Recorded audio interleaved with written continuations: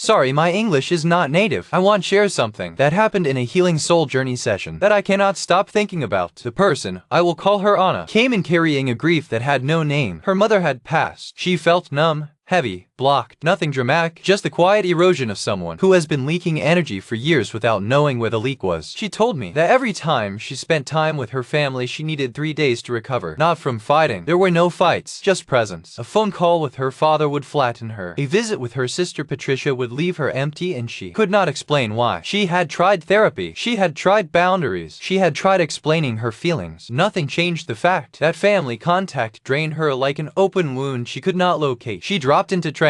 And then her higher self bypassed every surface problem and went straight to the wound. Her father appeared first, but not the father she knew. What she saw was a black mass.